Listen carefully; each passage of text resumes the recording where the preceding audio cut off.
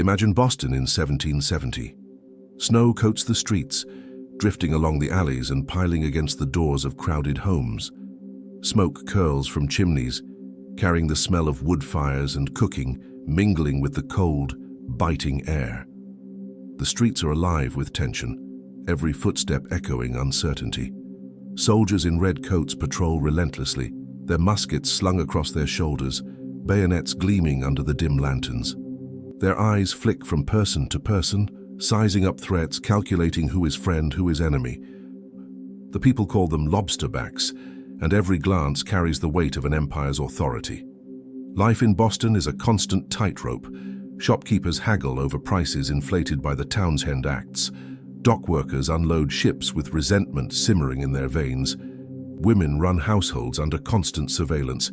Children stumble through the snow, oblivious to the danger around them. The city is a pressure cooker. Every insult, shove, or mocking word adds fuel to the fire.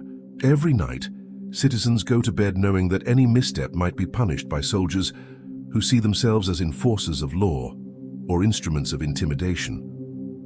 On March 5th, 1770, that pressure cooker exploded.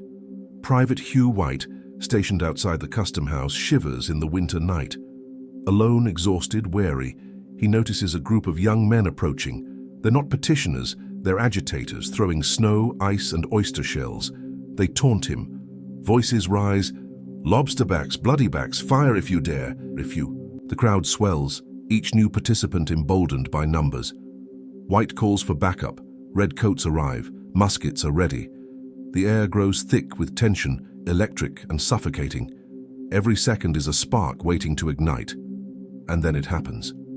One musket fires, chaos erupts, screams fill the streets, smoke hangs low, bullets rip through the night.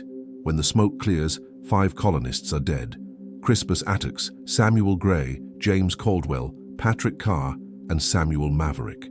Ordinary men, ordinary lives violently ended, and yet in their deaths they become symbols. Crispus Attucks, a man of African and native descent, is the first to fall. A dock worker navigating life on society's margins, he becomes the embodiment of resistance, of defiance.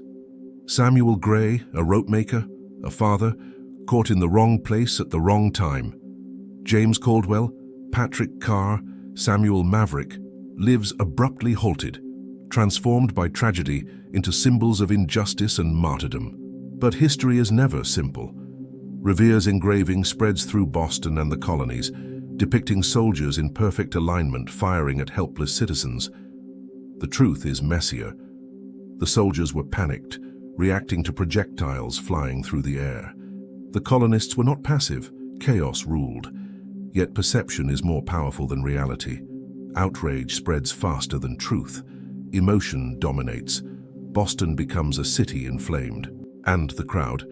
Hundreds of witnesses frozen in the snow, screaming, fleeing, hurling whatever they can find at soldiers. Each scream, each movement fuels chaos. Humans respond to fear, anger, and injustice more than reason. Panic spreads faster than bullets, and every person, whether active or passive, contributes to the outcome. Meanwhile, the soldiers experience their own terror. Snow and ice fly. Voices shout. Fear grips them. One musket fires, then another, then a volley. Decisions are instantaneous, human, fallible: fire or be overwhelmed, defend or die. Every choice is a gamble in milliseconds, and history rarely recounts their panic, their fear, their humanity. Then comes the aftermath. Revere's engraving, Samuel Adams's speeches, the newspapers, all craft the narrative. British soldiers as cold-blooded murderers. The massacre becomes a symbol, not just a bloody event. Emotion drives politics. Fear, outrage, grief, the people rally. Ordinary citizens transform into active participants in shaping history. The funerals of the victims amplify outrage. Thousands line the streets. The bodies are carried with solemnity, the weight of injustice visible to all. Citizens do not merely grieve, they are galvanized. Each procession carries blood, anger, and a call to action. The event transforms abstract anger into concrete resistance. Every subsequent protest carries the memory of snow turned red. Now let's examine the victims more closely. Crispus Attucks, the first to fall, is a man of dual heritage, a dock worker, a voice of defiance. Samuel Gray, the rope maker, is an ordinary laborer whose life intersects tragically with history. James Caldwell, Patrick Carr, and Samuel Maverick each has family routine dreams interrupted violently. Their stories are personal, yet they resonate universally. Their deaths are tragic individually, but collectively, they fuel revolution. The soldier's perspective remains crucial. Private White, others in the line, are trained yet human. Fear, panic, instinct, and duty collide. The first shot may have been accidental or defensive. The rest follow in rapid succession. Chaos reigns. Every split-second decision has profound consequences. History often forgets this. It remembers outrage, martyrdom, and propaganda. The soldiers' humanity is overshadowed by the narrative constructed around their actions. And then comes the courtroom.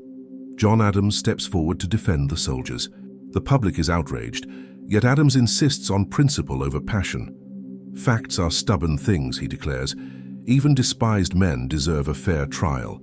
He dissects testimony, challenges assumptions, and constructs an argument grounded in justice. Most soldiers are acquitted. 2 are convicted of manslaughter. Legally, the massacre is diminished. Narratively, it becomes immortal. The event is now layered. Death, outrage, propaganda, and justice intertwined. Crowds continue to react. Citizens line streets, debate in taverns, write letters, and spread news. Women discuss the incident in kitchens. Children hear the whispers. Merchants consider the economic implications. Boston becomes a city alive with memory that is emotional, vivid, and unyielding. The propaganda spreads to the colonies. Revere's engraving reaches New York, Philadelphia, and beyond. Newspapers recount the horrors, amplifying outrage, creating a shared sense of injustice. Letters between patriots discuss the incident as a symbol, as evidence of tyranny, as proof that action is required. The massacre, small in scale, becomes monumental in consequence, and Boston learns a crucial lesson. Stories wield power equal to, if not greater than, blood. The massacre proves that narrative shapes perception, perception drives action, and emotion fuels history. Fear, anger, outrage, and grief are catalysts, and from this crucible, revolution is forged. Think about the ripple effects. Crispus Attucks becomes a symbol for centuries. Samuel Adams continues to use the event to rally citizens. John Adams' legal defense demonstrates that law can endure even against fury, and Boston itself becomes the epicenter of resistance.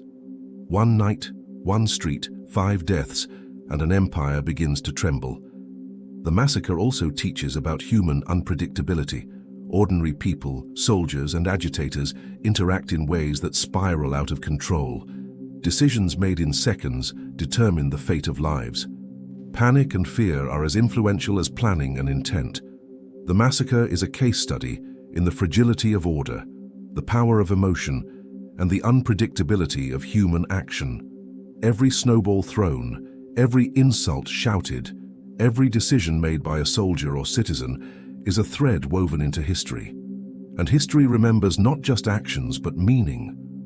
The Boston Massacre is remembered because it resonates emotionally, because it teaches lessons about oppression, courage, narrative, and the human condition. And so when you hear the word massacre, think of Boston. Think of snow, redcoats, jeering crowds, musket fire, blood, outrage, propaganda, justice, fear, anger, courage, manipulation, chaos. One night, 5 deaths, and the world changed forever. That is the Boston Massacre. That is the night that turned ordinary people into martyrs, citizens into revolutionaries, and a city into the epicenter of a fight for liberty that would echo through history.